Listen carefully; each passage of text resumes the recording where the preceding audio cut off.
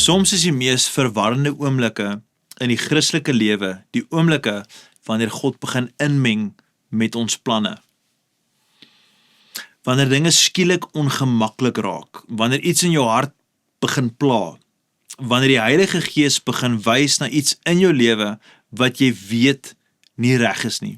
En dit is in daardie oomblikke wat ons gewoonlik vra, en ons vra gewoonlik die verkeerde vraag. Ons vra, hoekom gebeur hierdie met my? Wat's in die gang? Maar die beter vraag is dalk hierdie een.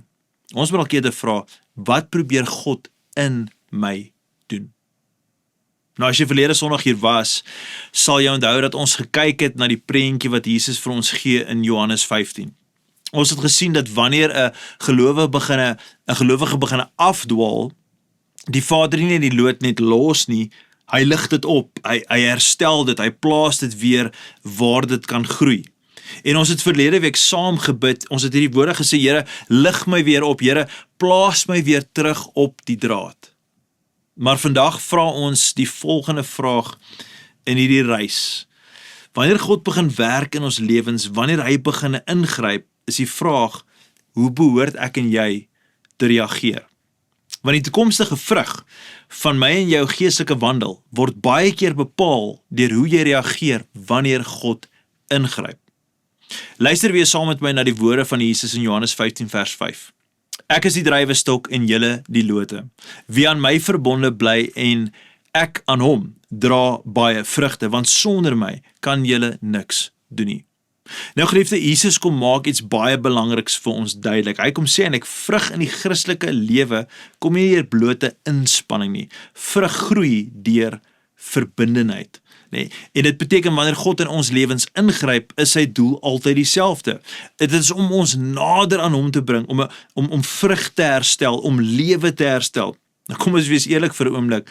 Is daar iets in jou lewe op hierdie stadium waar die Heilige Gees al lankal met jou praat? Iets wat aanhou terugkom in jou gedagtes, iets wat jou gewete pla, iets waarvan jy diep binne weet. Nou sien, God het reeds sy vinger daarop gelê. Miskien het jy dit uitgestel, miskien het jy dit probeer wegredeneer, maar diep binne, jy weet, God is besig om in daardie area van jou lewe te werk. En dit bring ons terug by die vraag waarmee ons hierdie boodskap vandag begin het. Hoe reageer ons wanneer God ingryp? Nou die eerste stap is baie eenvoudig. Ek en jy moet leer om te herken wanneer God besig is om ons lewens, of om in ons lewens te werk. Baie gelowiges, ongelukkig, interpreteer God se werk verkeerd. Wanneer oortuiging kom, dan dink ons God is kwaad. Wanneer ongemak kom, dan dink ons iets is verkeerd. Maar luister gou wat sê die psalmdigter in Psalm 119 vers 67. Voordat ek verdruk is, het ek gedwaal, maar nou onderhou ek u woord. Geliefde, die psalmdigter kyk terug na 'n moeilike tyd in sy lewe en skielik besef hy iets. Daardie tyd het hom teruggebring na God se pad. Daardie ongemak, daardie ingryping was eintlik God wat sy lewe kom herrig. En dit gee vir ons eintlik 'n baie belangrike waarheid. God se ingryping is nie verwerping nie, dit is rigting. In moderne wingerde doen boere soms iets baie interessants. Hulle gee nie altyd vir die wingerdstok soveel water as wat dit graag sou wou hê nie. Nou, dit klink dalk vreemd, maar daar is 'n baie spesifieke rede hiervoor. Wanneer 'n wingerdstok te veel water kry, dan groei daar baie blare, baie takke, maar die druiwe raak swak en waterig. So, wat doen die boer? Nee, hy skep, en dis my baie mooi woord hier, hy skep beheerste spanning in die plant. Die wortels moet dieper groei, die wingerdstok fokus sy energie en uiteindelik produseer die plant ryker vrug. Baie van die wêreld se beste wingerde groei juis onder daardie tipe druk. En geliefde, soms werk God presies so in ons lewens. Nie om ons te vernietig nie om ons te straf nie, maar eintlik om ons dieper te laat groei. Nou, is dit moontlik dat God reeds besig is om in jou lewe op so 'n wyse te werk, maar jy het dit net verkeerd geïnterpreteer? Kan dit wees dat God die ongemak wat jy voel, dit is God wat agter dit is, die oortuiging wat jy ervaar, dit is God se manier om jou terug te bring na 'n pad van gehoorsaamheid. Geliefde, maar om God se hand te erken is net die begin. Dis net waar ons begin. Want wanneer ons besef God werk in ons lewens, wanneer ons dit raak sien, moet ons besluit hoe ons gaan reageer op daai ingrype. En dit bring ons by ons tweede gedagte, waar ons vandag gesels, en dat ek en jy moet leer om te reageer wanneer God ingryp met nederigheid. Wanneer God ingryp, is die regte reaksie is nederigheid. Luister gou wat sê Paulus vir ons in 1 Korintiërs 11. As ons onsself beoordeel het, sou ons nie geoordeel word nie. Met ander woorde, wanneer ons vinniger reageer, wanneer ons onsself ondersoek, wanneer ons bely en terugdraai na God, bly sy tug sag.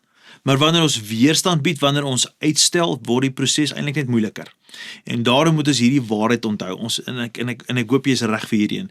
Die gevaar is nie dat God ingryp nie, die gevaar is hoe ons kies om te reageer. Nou is daar dalk iets in jou lewe waarvan jy weet God reeds gepraat het. Hy het reeds ingegryp, hy het reeds met jou begin gesels, ons reeds vermaning, maar jy het nog nie reageer nie. Iets wat jy weet jy moet oorgee. Iets wat stadig in jou hart wegtrek, iets wat jou wegtrek, stadig maar seker van God af. Wat is die frustrasie wat jy tans beleef? Dis eintlik God se manier om jou net terug te bring na hom toe. Wat is die oortuiging wat jy voel bewys is dat die Heilige Gees nog in jou werk? Wat is die ongemak wat jy beleef? Wat is dit net God is wat keer dat jy jou lewe in 'n rigting beweeg wat jou sou vernietig? Geliefde, hier is die wonderlike waarheid van die evangelie wat ons nie kan mis nie. Wanneer God iets in jou lewe bloot lê, en wanneer dit kom oop vlek in jou lewe, doen hy dit nie om jou te verneder nie. Hy doen dit om jou te genees. Jy sien, die vyand, hy veroordeel, maar dit is die Heilige Gees wat oortuig. Veroordeling stoot jou weg van God af, maar oortuiging trek jou terug na hom toe. En dit is hoekom Jesus aan die kruis gesterf het, nie vir perfekte lote nie, maar vir gevallenes, vir gewone mense. Nie vir mense wat nooit afdwaal nie, maar vir mense wat herstel nodig het, en ons het herstel nodig. Dit bring ons by die belangrikste reaksie van almal, en dit is ons derde gedagte van vandag se boodskap, en dit is dat daar's 'n ding wat gelowiges moet doen, en dit is ek en jy moet verbind bly aan die wingerdstok. Jesus sê dit weer vir ons Johannes 15 vers 5. Ek is die druiwestok en julle die lote. Wie aan my verbonde bly en ek aan hom, dra baie vrugte. Geliefde, God se doel is nie straf nie. God se doel is herstelde verbondenheid, dat ons moet verbind bly aan die wingerdstok. Want wanneer die loot aan die stok bly, sal vrug groei. En daarom is hierdie waarheid so belangrik en dit is so kosbaar.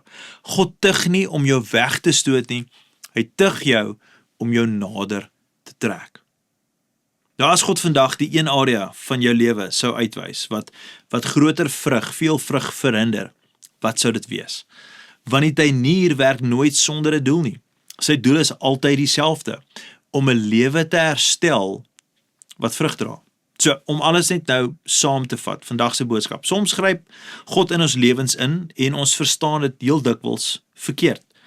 Baie keer is daardie ingryping God se manier, sy wyse om ons terug te bring na sy pad toe. Die werklike gevaar is nie God se ingryping nie. Die werklike gevaar is my en jou reaksie daarop. En uiteindelik is God se doel altyd dieselfde, om ons nader aan hom te bring. Nou laasweek het ons gesien hoe die Vader die loot oplig. Vandag het ons gesien hoe die loot moet reageer wanneer hy begin sny. En soos ons vorentoe gaan in hierdie reeks, gaan ons begin sien hoe God vrug begin vorm in die lewe van iemand wat aan hom verbonde bly. Nou ek wil jou uitdaag om saam met my hierdie verklaring te maak. Eintlik meer as 'n verklaring, is dit eintlik 'n gebed wat ek jou wil uitdaag om saam met my te bid. Dis daar op die skerm, lees dit saam met my. Here, vorm my hart, wys my u pad, help my om vrug te dra. Geliefde, God gryp nie in jou lewe in omdat hy moed opgegee het met jou nie. God gryp in jou lewe in omdat hy weier om op te gee.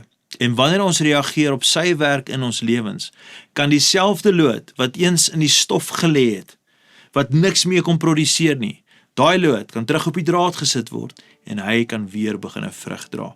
Ek hoop dit maak jou opgewonde, ek hoop dit gee vir jou 'n hoopvolle toekoms, 'n ingesteldheid dat God meng in want hy soek herstel in jou lewe, want hy wil ons vat na 'n plek toe waar ons veel vrug kan dra. Volgende week gaan ons aan met hierdie reeks in ons denkings en ons hoop jy sal inskakel saam met ons en ek hoop vandag se boodskap leer vir jou iets. Ek hoop dit rig jou en dankie so baie vir al die kommentare wat ons kry en dankie dat jy kan vertrou in God se woord wat eintlik vir ons leer hoe om reg te reageer. Kom ons bid saam. Hemelse Vader, ons loof U, ons eer U en ons sê vir U so baie dankie vir U genade oor ons lewens en dankie dat ons kan leer. Ons kan leer uit die storie van die wingerd. En ons kan leer wat Jesus vir ons kom sê het. En Here, dankie ook dat ons weet dat dit so kosbaar is dat U 10 keer sê U vir die disippels dat hulle moet in U bly en U in hulle. En dan sal ons veel vrug dra. Daarom vra ek Here vir die res van die reeks wat vir ons voorlê, soos ons nou gaan begin gesels oor hoe dit lyk om naby aan Jesus te lewe, dat mense nie sal bly inskakel, maar dat ons sal groei ook in daai areas. Dankie vir wat voorlê, maar dankie ook vir vandag. Dankie dat ons kan leer dat U het 'n manier om met ons te werk, U gryp in ons lewens in, maar dan is daar ook 'n manier hoe ons as gelowiges moet leer om reg te reageer. Here, ek loof U, ek eer U vir dit en ek sê vir U dankie. Dankie vir U genade, dankie vir die ingrype. Ons loof U, ons eer U. Amen en amen. Geliefde, baie dankie. Gaan in vrede. Totsiens.